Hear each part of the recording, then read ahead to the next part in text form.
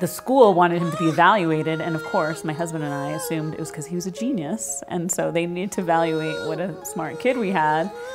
You know, I think they just didn't want us to be alarmed at their suspicions and what they thought. When we got this diagnosis, I just kind of went to this place where, when we accepted that this is what it was him being alone. Was he ever going to be able to live on his own? Would he ever be able to be in a school integrated with all kinds of kids and typical kids?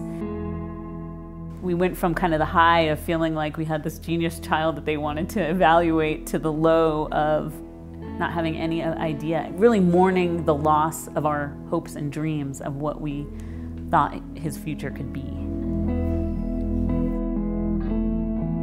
And so he would have temper tantrums, and he would be obsessed with the doorstop.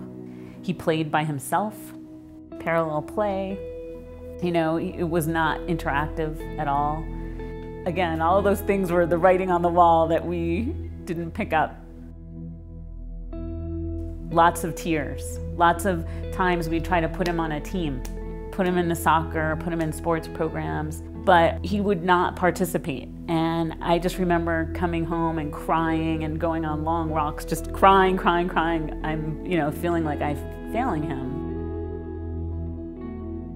What I want parents to know and families to know when they get this diagnosis, it's to give the hope when you're thinking, oh my gosh, you see your child in that particular stage, not realizing that if you don't give up and you keep taking advantage of the help, of the resources that you have, like Firefly and the amazing therapists who don't give up on our kids, that you can have success. Again, when we received this diagnosis of autism, I really, I didn't have much hope based on what I was reading about his future. Would he ever be able to pursue his passions? Javier graduated from high school, which was, again, a huge accomplishment. We were so happy. And now he was able to graduate and go to college here in Colorado. He's at CU Boulder Engineering School. He's blown our mind. He's living on his own in Boulder on the campus. Well, I have friends who also have autism, and their parents always talk to me and talk about how they don't know what the future is going to be like for them, where they're going to end up. I went through some of the same struggles there, and now I'm an engineering student at a great university, and I serve as an inspiration for them. When I hear it's impossible, I see that as a sense of inspiration and motivation, because it pushes me to work harder, because then I want to prove I'm wrong and say I can do it. You might think I can't, but then it makes them look bad when they see a kid like me. They're like, yeah, he's not going to make it, and now he's a very successful engineering student at one of the top engineering schools in the country. I feel like my autism actually helps me with attention to detail. I feel like mentally I'm able to formulate patterns with things, and when it comes to calc and physics, that becomes very useful. My parents used to always tell me, don't call it a disability, call it a difference. That you don't have a disability, you're not less than other people, you're just different.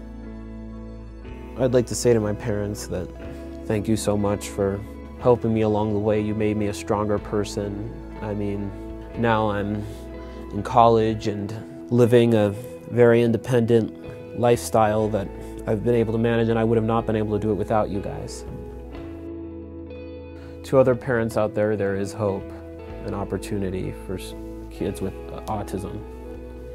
Don't be discouraged, and just keep on fighting and never give up. When you have a resource, a committed resource and a committed staff and a committed team like you do at Firefly, that just have all the resources in one place, completely compassionate and committed people that are flexible enough to realize that each kid is so individual and unique, that they come up with ways to help that child move to the next level, that we all just really need to cherish and support that kind of resource. I mean, it's so unique. but that we just need to continue to support their work because these are angels, and I'm sure they don't get the credit that they deserve for how passionate they are, how creative they are, how dedicated they are to these kids to make them successful.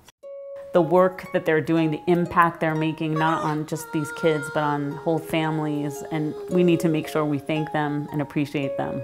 Thank you, thank you, thank you, because you made people like Javier possible.